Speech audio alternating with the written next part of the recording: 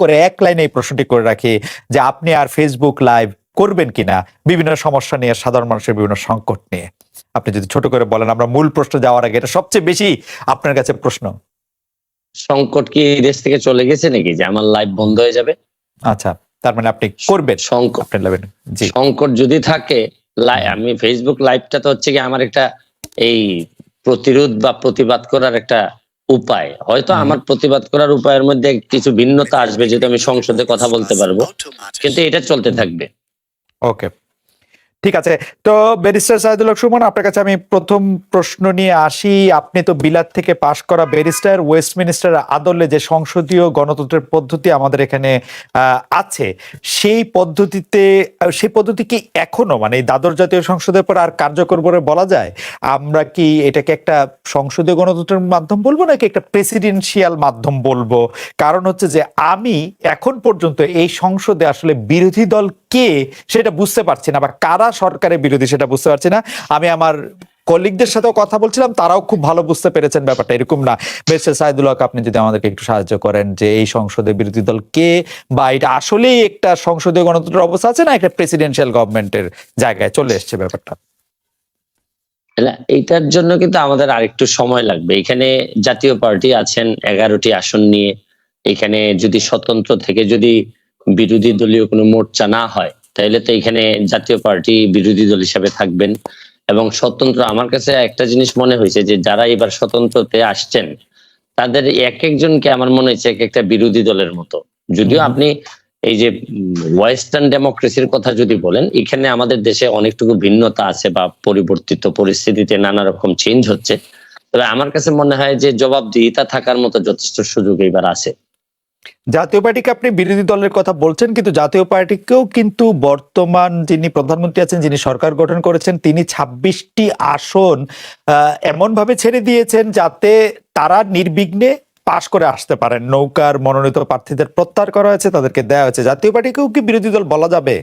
এবং জবাবদিহির জায়গায় আমি একটু আসছি, জবাবদিহির প্রশ্নে, অন্য প্রশ্নে জাতীয় পার্টি প্রসঙ্গে যদি আপনার মতামত একটু আমাদের বলেন যে জাতীয় পার্টিকে কি বিরোধী দল বলা যাবে কিনা। না, জাতীয় পার্টিতে তো 26টা দেওয়ার পর ওনারা 26টাতে তো আসতে পারেননি, আসছেন মাত্র 11টাতে। রাইট, 11টাতে আসছেন। এখানেও তো একটা ছাকুনির মধ্যে মানে পড়ে গেছেন তারা, এক। আর সেকেন্ড হচ্ছে গিয়ে যে আমার একটা বিশ্বাস কি জানেন, বিরোধী দলের কনসেপ্টটা কিন্তু, আপনি একটা ডোমেস্টিক বিরোধী দল থাকলে খুব একটা লাভ হয় না, আপনাকে বিরোধিতা করতে হবে।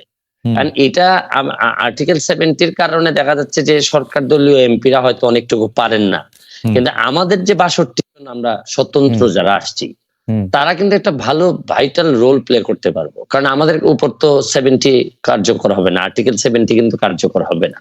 সুতরাং এখানে আপনি জাতীয় পার্টিকেও আমি মনে করি যে জাতীয় পার্টি ছোট আঙ্গিকে হলেও সাথে যদি স্বতন্ত্ররা থাকেন, তাহলে আপনারা একটা প্রাণবন্ত একটা সংসদ দেখতে পাবেন বলে আমার বিশ্বাস। কিন্তু ব্যারিস্টার সুমন, আপনারা যারা স্বতন্ত্র থেকে সংসদ সদস্য নির্বাচিত হয়ে এসেছেন, এমনকি নৌকা মার্কাকে হারিয়েছেন, আপনি একজন প্রতিমন্ত্রীকে বিপুল ব্যবধানে হারিয়েছেন, কিন্তু তারপরও আমরা দেখেছি গতকাল আপনার ফেসবুক স্ট্যাটাসে বলেছেন প্রধানমন্ত্রী শেখ হাসিনার সঙ্গে দেখা হওয়া সামনাসামনি সেটাই আপনার জীবনের সবচেয়ে বড় ঘটনা।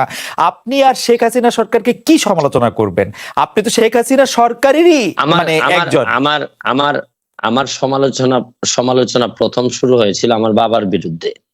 আচ্ছা, আমার বাবার কার্যক্রম থেকেই প্রথমে আমি সমালোচনা করা শিখি। তো বিষয়টা হচ্ছে গিয়ে যেসব জায়গায় ধরেন আপনারে আমি সাংবাদিক হিসেবে পছন্দ করি, আপনার সাথে আমার 5টা মিনিট সময় কাটানোটা আমিও মনে করি যে এটা প্রায় আমার জন্য একটা প্রিভিলেজ। আই এম অনার্ড যে 5টা মিনিট সময় কাটাতে পারতেছি আমরা। কিন্তু একই সময় কিন্তু আপনার বিভিন্ন বিষয়ে কিন্তু আমি একমত হব না, আবার আপনার বিভিন্ন বিষয়ে কিন্তু আপনার একমত তো হবই না, মানে বিনয়ের সাথে আমি আপনার সাথে চরম ভাবে বিরোধিতা করব। আমি কিন্তু বিষয়টা কিন্তু এরকম যে আমি হয়তো আপনার পক্ষে না, আপনার সাথে একমত না, কিন্তু আপনি যাতে আপনার পক্ষ কথা বলতে পারেন, এটার স্বাধীনতা আমি স্বাধীনতায় বিশ্বাস করি। সুতরাং এখানে বুঝতে হবে যে জননেত্রী শেখ হাসিনা সরকার প্রধানের সাথে সাথে উনি বঙ্গবন্ধু কন্যা, বঙ্গবন্ধু কন্যা জাতির জনকের কন্যা। উনার সাথে কিন্তু উনার কয়েকটা আইডেন্টিটি আছে, আপনারা হয়তো অনেকে একসাথে করে ফেলেন। আমার কাছে কিন্তু দেখেন, আমি কিন্তু এই এমপি হওয়ার আগেই বাংলাদেশ আওয়ামী লীগের প্রচার সম্পাদক যিনি বর্তমানে, তার বিরুদ্ধে মামলা হয়ে বাদী হয়ে কিন্তু আমি মামলা করেছি। সুতরাং আমি আওয়ামী লীগ করি, আওয়ামী লীগকে বঙ্গবন্ধুর আদর্শকে ধারণ করি, বহন করি, কিন্তু যেসব জায়গায় আমার সমালোচনা করার, যেসব জায়গায় আমার প্রতিবাদ করার, এই জায়গায় তো আমি বন্ধ হয়ে নাই, বা আমি কখনো আটকে থাকি নাই, বা চেষ্টা করছি, আমি যতটুকু পারছি আমি চেষ্টা করছি। এইখানে বঙ্গবন্ধু কন্যার সাথে দেখা করতে পারাটা আমার জন্য একটা সম্মানের। এইখানে আপনারা মিলাই ফেলবেন না, কিন্তু উনি সরকার প্রধান যখন হবেন তখন সরকারের দায় যতটুকু থাকবে, যতটুকু উনার নেয়ার বিষয় আছে, এখানে আমি হয়তো উনাকে বলবো যে মাননীয় নেত্রী, এখানে আমার মনে হয় কাজ করার সুযোগ আছে। আমার হয়তো বলার এইখানে একটা জিনিস হয়েছে কি, এবার সংসদে আপনি কখনো কোনো খারাপ ভাষা হয়তো শুনবেন না, বকাবকি শুনবেন না, গালাগালি শুনবেন না। এইবারের সংসদ হবে ভদ্রলোকের সংসদ। এখানে আপনি দেখবেন, কিন্তু বিরোধিতা কি হবে, মানে আপনি মনে করছেন চরম বিরোধিতা হবে। আপনি কিন্তু আপনি তো অরিজিনালি নৌকা, মানে আপনি নিজেও নিজেরে বলেন, এমনিও বলেন। না না না, এইখানেই প্রবলেমটা হচ্ছে গিয়ে, আমি বঙ্গবন্ধুর আদর্শকে ধারণ করি, এবং আদর্শকে ধারণ করা মানে কি, মানে হচ্ছে গিয়ে উনার যে আদর্শটা আছে, এইটা আমাদের একটা কনস্টিটিউশনের মতো, যে হাই কিন্তু কনস্টিটিউশনকে মানে, কিন্তু যখনই কনস্টিটিউশন ভায়োলেট করার বিষয় আসে তখন কিন্তু হাইকোর্ট একটা রুল দিয়ে দেয়। তো বিষয়টা হচ্ছে গিয়ে যে আমার এই জায়গাটা ঠিক রেখে আমার দেশটাকে বাঁচানোর জন্য, দেশটাকে ভালো করার জন্য আমার যে সব জায়গায় নক করতে হবে, এইসব জায়গায় আমি স্বতন্ত্র হিসেবে আমার তো আরো স্কোপ আরো বেড়ে গেল। রাইট। বঙ্গবন্ধুর আদর্শের কোষ্টি পাথরে এই বিরোধী দলের নেতা নেত্রীদের জেলে রেখে ইলেকশন করাটা কেমন আসলে? এই প্রশ্নটা আমার মনে হয় সাকিব ভাইকে করেন। সাকিব ভাই এই আমার মনে হয় এটার জন্য উত্তর দেওয়ার জন্য উনি একেবারে আশ হইতেছেন। না সাকিবের জন্য, সাকিবকে করার জন্য আপনি কষ্ট আছেন। আমি এমনি মনে করি, এমনি আচ্ছা ঠিক আছে, আমি প্রশ্নটা অন্যভাবে করি। বঙ্গবন্ধুর আদর্শতে প্রশ্ন করি, আপনার কাছে কি মনে হয় যে আওয়ামী লীগ সভানেত্রী বা আওয়ামী লীগের যে যিনি সরকার পরিচালনা করলেন, গত সংসদে যেইভাবে হামলা, মামলা এবং বিরোধী দলের উপর যে নিপীড়নের অভিযোগটা করা হয়েছে, সেইটা আপনি আসলে কিভাবে দেখেন? মানে সংবাদপত্রের কণ্ঠরোধ মুক্ত, সেই যে অভিযোগগুলি আছে মানবাধিকার, সেগুলির ক্ষেত্রে আপনার কাছে কি মনে হয়? মানে মানে মানে সেটা শেখ হাসিনার সরকার ঠিক পথে ছিল? আমার কাছে মনে হচ্ছে কি যে আপনি এই একজন নৌকার প্রার্থীকে প্রশ্ন করতেছেন। আচ্ছা ঠিক আছে, আমি একজন স্বতন্ত্র প্রার্থীকে প্রশ্ন করতেছেন, নৌকার প্রার্থীকে। বিষয়টা এইভাবে না। তারপর আমি আপনাকে যেটা বলতে চাই হচ্ছে গিয়ে যে আদর্শের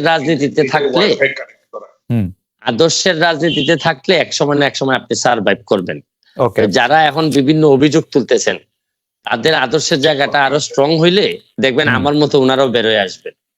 ওকে, আদর্শের রাজনীতিটা নিয়ে আপনি কথা বলেছেন। ব্যারিস্টার সাইদুল হক সুমন, আপনাকে অনেক ধন্যবাদ। আমি এই পর্যায়ে একটু জনাব জুনায়েদ সাকির কাছে যেতে চাই। জনাব জুনায়েদ সাকি, 7 জানুয়ারি নির্বাচনের পরে শেখ হাসিনা সরকারের শপথ গ্রহণ আপনি রাজনৈতিক পরাজয় ভাবেন কিনা?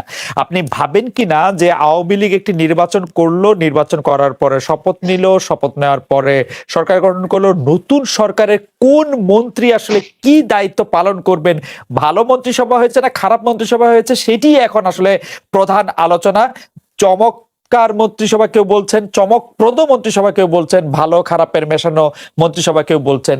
কিন্তু আলাপের বাইরে চলে গেলেন কিনা যারা আপনার নির্বাচনে বিরোধিতা করেছিলেন, বর্জন করেছিলেন, বয়কট করেছিলেন? জনাব জুনায়েদ